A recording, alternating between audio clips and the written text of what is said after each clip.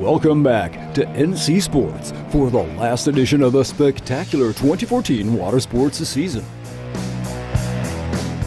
Coming up, Team Alinghi and Morgan Larson conquer Sydney Harbour and retake the Extreme Sailing Series title.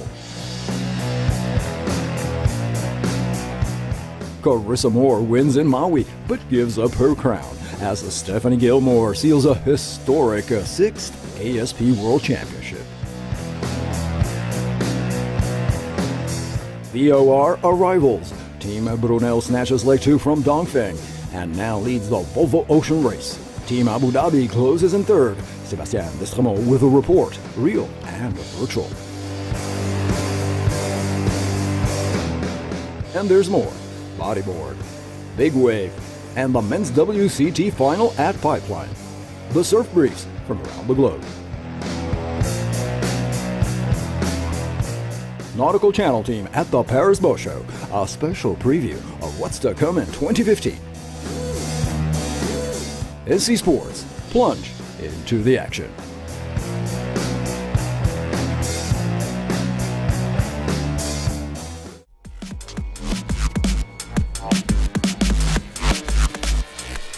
Winning 4 of 24 grueling races and taking another 6 podiums in Sydney Harbour, Morgan Larson and Team Alinghi captured Act 8 of the Extreme Sailing Series to complete their world title mission for 2014.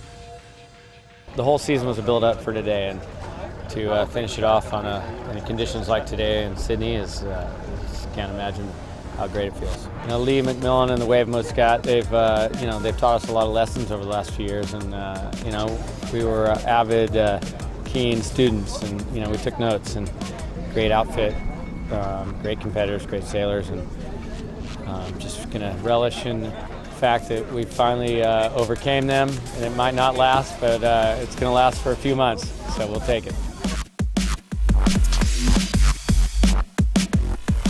Strong wins on the last racing day heightened the duel against the now former champs Lee McMillan and the Wave Muscat.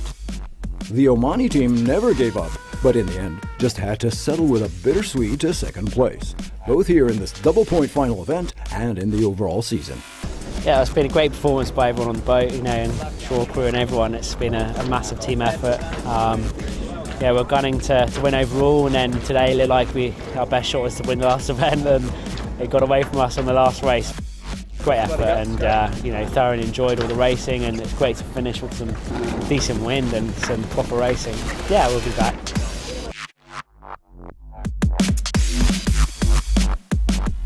Completing the overall podium, the Swiss Unreal team were instead the big surprise of 2014, proving once again that the Extreme Sailing Series is a tricky game in itself.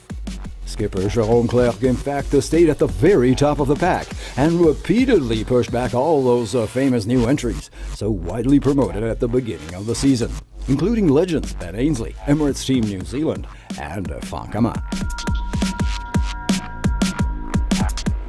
It is a short break and everyone will soon be back in the saddle for the opening act of 2015 this February in Singapore. Be there with NC Sports.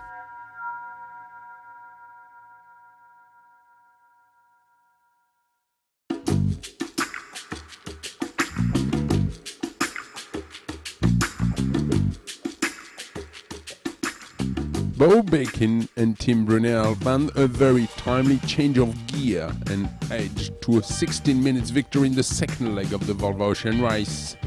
You're watching the Sailing Updates Desktop News. Welcome to the office. The Dutch skipper, competing in a record 7th race, looked relieved to have won a thrilling battle with the Chinese boat. It's nice to have a win under our belt, and the guys did a fantastic job. And it's good to be first.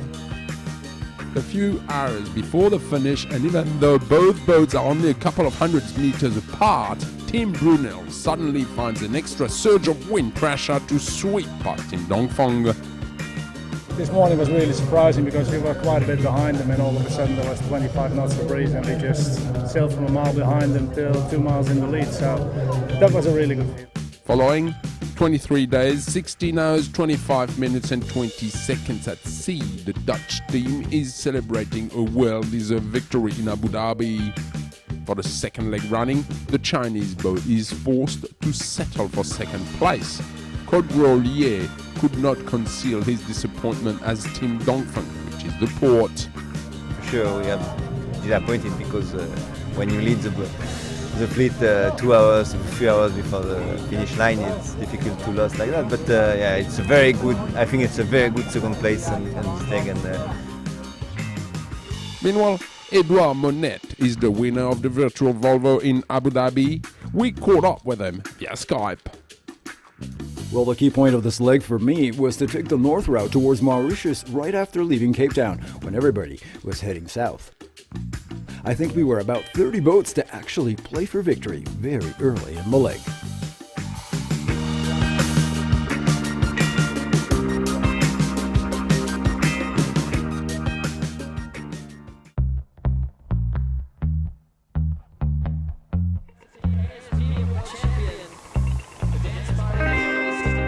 By far, this has been the hardest world title race ever in my career.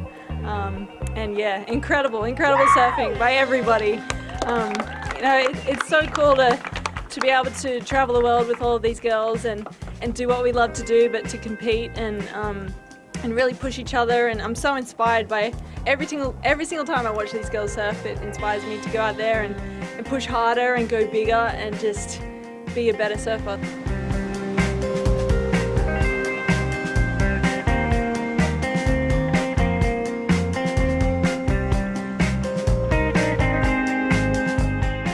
An ecstatic and emotional Stephanie Gilmore celebrated her 6th World Championship Tour victory last week in Maui after a phenomenal season, battling it out against the top-ranked ASP women, the likes of Hawaii's Carissa Moore and fellow Australians Tyler Wright and Sally Fitzgibbons. Rightly so, the new champion had plenty of praise for her rivals as this poker of queens truly redefined women's surfing. Now in the final ranks, Steph, Tyler, Carissa, and Sally, in that order, kept the suspense all the way to this last Target Maui Pro.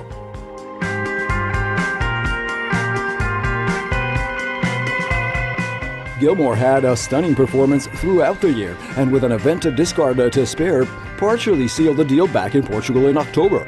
Moore's victory here in Maui, on the other hand, shut the door on Wright's last concrete chance to jump to number 1. One thing is for sure, any one of these athletes has the necessary talent and drive to make it to the top. And many are growing in the ranks, so expect more great women's surfing in 2015.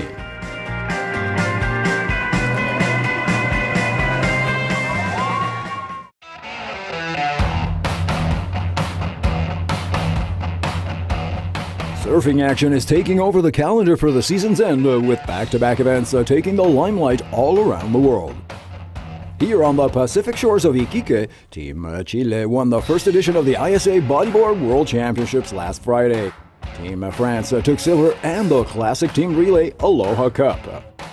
This was one tough clash as the top 3 nations held very close scores. Third place honors and the bronze went to South Africa, while Portugal closed in 4th with the copper.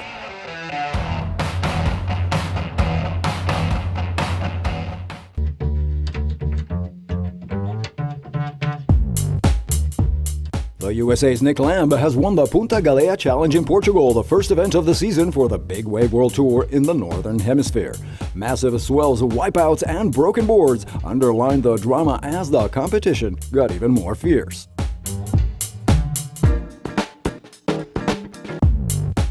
The American and current BWWT number 1 Makwakai Rothman from Hawaii traded blows with high nines for over an hour in the final. Adding a perfect 10, Lamb ultimately closed the fall with an impressive overall score of 29.77.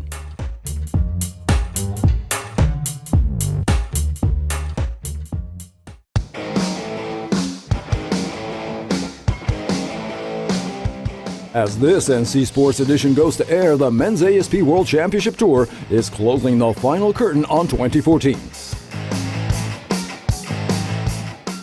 Of course, it's all about Pipeline in Hawaii, and this year the last event of the season will definitely be a decider. Gabriel Medina needs to hang on to his lead. Mick Fanning wants to hold on to his crown. and Kelly Slater is just waiting to pounce on any mistakes. It will all come down to the 20th of December for the final.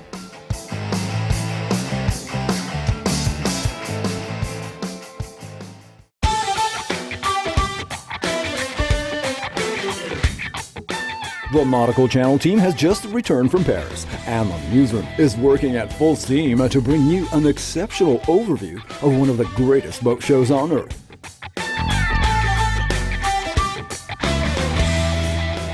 The latest of releases in power and sail, accessories, tech, gadgets, and so much more. It's all coming your way on January 6th at 9 p.m. Only on Nautical Channel.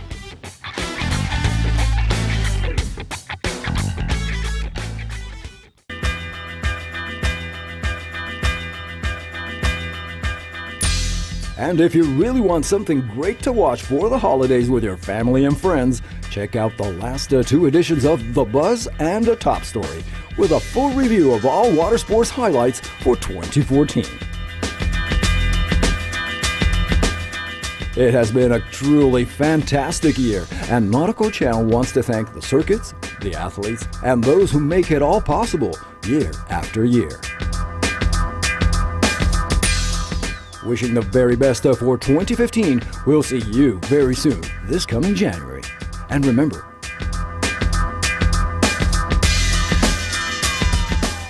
plunge into the action with MSC Sports.